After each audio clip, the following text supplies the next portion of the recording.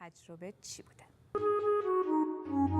شاید این اواخر شنیده باشید که خیلی ها نحوه غذا خوردنشون رو به وگان تغییر دادن. حالا وگان چی هستش؟ وگان مثل ویژیتاریانیسم، یعنی گیاهخواری، ولی با این تفاوت که وگان ها اصلا از محصولات حیوانی هیچ استفاده نمی‌کنن. حتی شیر و تخم مرغ هم نمیخورن. خیلی ها معتقدن که این نحوه غذا خوردن یه روش خیلی خیلی گرونیه، ولی اصلا اینطور نیست. با من همراه باشید تا بهتون نشون بدم.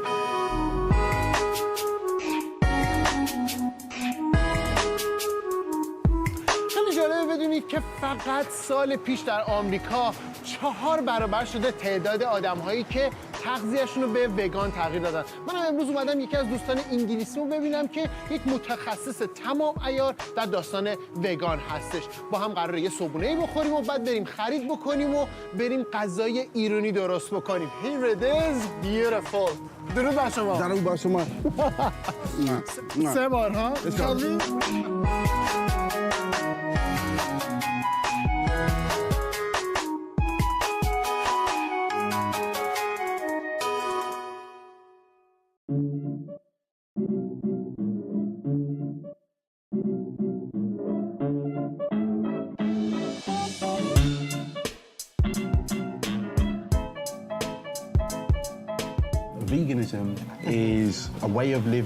ویگن یه روش زندگی کردنه که اصلا هیچ فرآورده حیوانی در اون استفاده نمیشه.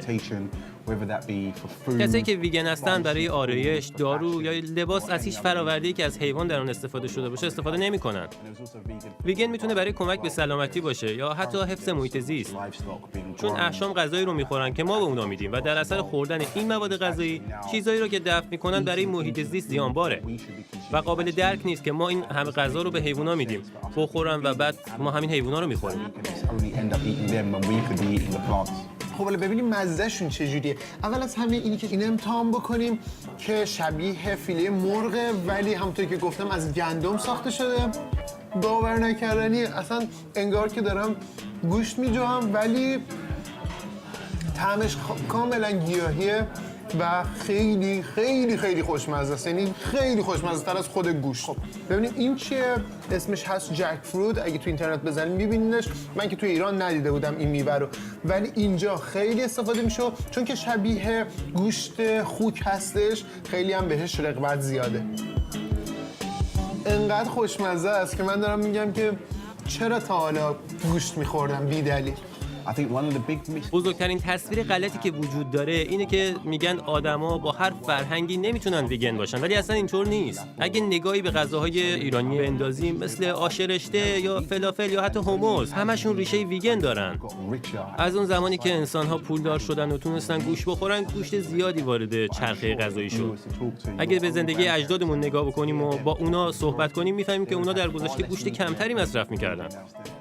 الانم بیا بریم سوپرمارکت که مواد غذایی لازم رو بخریم و با اون یه غذای جالب ایرانی ویگن درست کنیم. Sounds amazing. Let's do it. Beautiful. Let's do it.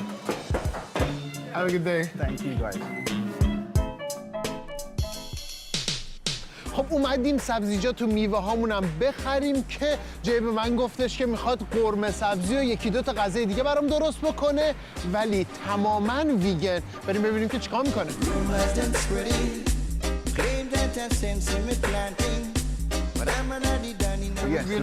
برای درست کردن قرمه سبزی سنتی به 2 تا بادمجون احتیاج داریم. این بادمجونا رو ما به جای گوشت استفاده کردیم چون طعم دودی داره و مثل گوشته. ممکنه بادمجون بیشتری هم احتیاج داشته باشیم ولی چون توی بازار هست مشکلی نداره و خیلی هم ارزونه.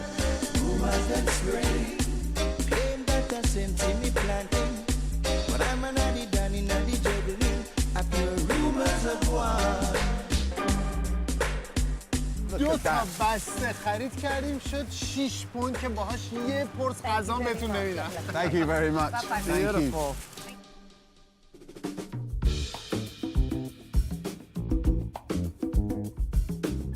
خب الانم برگشتیم خونه و جی قراره واسمون یه قرمه سبزی ویگن درست کنه. ببینیم چی کار میکنه.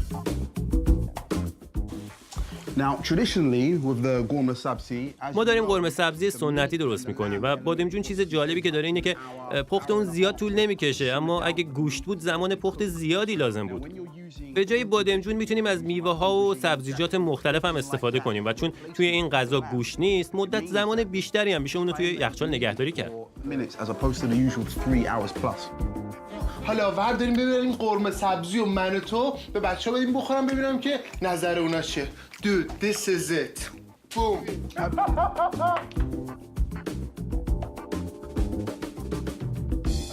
خب دوست عزیزم بزن ببین این غذاهای ویگن ما چه طعمیه. همش ویگنه واقعا؟ همشون 100%.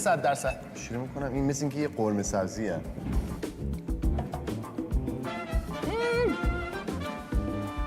چقدر خوشمزه. قبول داری؟ خدایم. صادقانه بگم آره. مزه قرمه سبزی میده ولی حال قرمه سبزی نمیده. این چیه توش؟ آفرین سوال جالبیه. مرغ انگار. نه ولی بادمجونه. بادمجون اصلا همه مشکلات رو حل میکنه. من نمیدونم این چیه. اینجا هم یه دونه ساندویچ خیلی ریز داریم که نونه و کالباس ویگن با پنیر ویگن. پنیرش از چی درست شده؟ پنیر از شیر بادوم درست شده. شیر بادوم؟ شیر بادوم درست شده. گوشتش هم که گوشت که میگم اون کالباسش هم که از حبوباته. شکل کالباس خودمونه که. دقیقاً بزن طعمش رو ببین چجوریه. ببینیم من هی دارم چیز میکنم تو حرف بزنی من خود این خیلی خوشمزه است. شکلش عین شکلاته. دقیقاً شکل چیزه. شکلات و پودینگ میمونه ولی اوکی.